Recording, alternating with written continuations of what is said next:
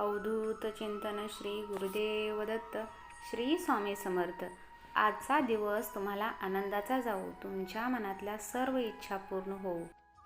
देव म्हणतो, निश्चिंत राहा. तुमचा पुढील आशीर्वाद तुम्हाला आश्चर्यचकित करेल, कारण परमेश्वर या क्षणी तुमच्या प्रार्थना ऐकत आहे आणि तुमची इच्छा आज पूर्ण होणार आहे. स्वामी म्हणतात, नामस्मरण करताना संसार किंवा कुठल्याही कर्माचा विचार करू नको. लक्षात ठेव, नामस्मरण कधीही कर्माचा त्याग करायला सांगत नाही. कर्माचा त्याग करून नामस्मरणाला काहीही अर्थ नाही. त्यामुळे स्वतःचे कर्म करत राहा आणि आपल्या कर्माला काहीही कर्म करताना त्यातून शांती मिळेल की तुझ्यावर विश्वास असणारे कधीही तुला करून करणार नाही.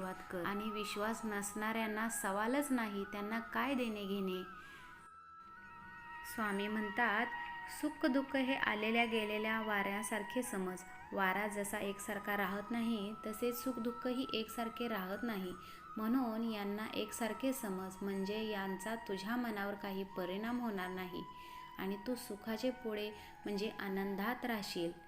सर्व सुख तुझ्या पदरात असेल असे तुला वाटेल. बाळा, मला तुझी काळजीच नाही तर प्रेम आहे, म्हणून तुला मार्ग दाखवण्यात मी सदैव तयार आहे. फक्त एकदाच हाक मार, मी त्या हाकेला धावून येईल.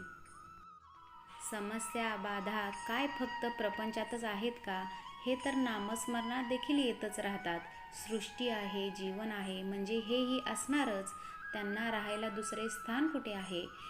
परोपकार, प्राणीमित्रांची सेवा करताना त्यावेळेस त्यांच्या हृदयातून निघालेले आशीर्वाद हे देखील मुक्ती मोक्षात सहाय्यक आहेत.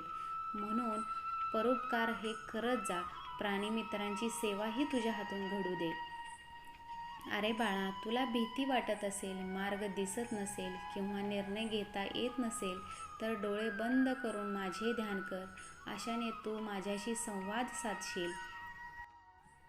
कुठल्याही जीवाचे खरे सौंदर्य त्याचा शुद्ध भाव आणि आचरण आहे. हे जर तुझ्या दृष्टीने तुला कोणाठायी जाणवले, तर अशा व्यक्तींचा कधीही त्याग करू नकोस. अरे बाळा, तुला कोणी फसवत आहे किंवा तुझा कोणी फायदा घेत आहे असे ज्यावेळेस वाटेल, त्यावेळेस प्रत्यक्ष त्या व्यक्तीशी बोलून त्याच्या आचरणावर लक्ष ठेव आणि कोणतीही धारणा न बाळगता निश्चित राहून निर्णय घे. एवढ्याने हे जमले नाही तर बाळ, मी आहेच तुझ्या पाठी. स्वामी म्हणतात, कुठलीही व्यक्ती वाईट नाही, तर आलेल्या परिस्थितीच्या दबावामुळे ते वागणे असते. पण तू तर माझा आहेस ना. मला विश्वास आणि अभिमान आहे तुझा की तू त्यांना ह्यातून बाहेर यायला मदत करशील. स्वामी म्हणतात, बाळा, मी इतर लोकांसारखा फसवणारा देव नाही. तुम्ही माझ्यावर विश्वास ठेवू शकता. मी तुला कधीच निराश करणार नाही आणि तुला एकटे कधीही सोडणार नाही. स्वामी म्हणतात, आयुष्यात पुढे काय होईल याचा विचार करण्यात वेळ वाया घालवू नकोस. पश्चाताप होईल असं काही करू नकोस. मी आहेच तुझ्या पाठीशी. आयुष्यातील अडचणी त्रास देण्यासाठी येत नाहीत, तर तुझ्या अंगी लपलेल्या क्षमतेची जाणीव करून देण्यासाठी येतात. प्रत्येक दिवस हा चांगला असेलच असं नाही.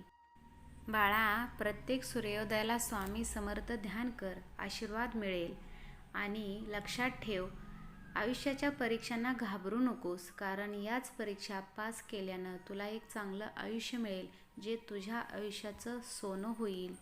म्हणून घाबरू नकोस. अशक्य गोष्टही शक्य होतात, जर विश्वास इतरांवर नाही स्वतःवर असेल.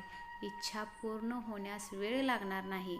जर तुला कधीही 2 मिनिटं थांबायला वेळ असेल, तर हा संदेश नक्की ऐक. आपलीच माणसे असून तरी कित्येकदा अडीअडचणी येतात. वळणावळणावरती तुझ्या कित्येक मोड येतील. सुख असेल तेव्हा विचारतील, दुःख असेल तेव्हा तुला दुर्लक्ष करतील. अरे बाळा, हा संदेश शेवटपर्यंत ऐक. तुला अजून काही खूप महत्त्वाची गोष्ट सांगायची आहे. म्हणून सगळे जेव्हा तुझ्या मनाचे खेळ असतात, ठरवलेल्या गोष्टी पूर्ण होत नाहीत, प्रत्येक कामात अडचणी येतात, मनात खूप विचार येतात, अशा वेळी डोकं शांत ठेवून केलेलं कार्य वाया जाणार नाही.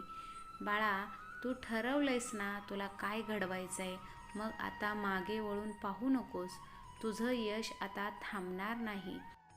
स्वामी म्हणतात, तुझं कौतुक करणारं आणि तुला नावं ठेवणारं हे जगच आहे. जास्त काही मनावर घेऊ नकोस.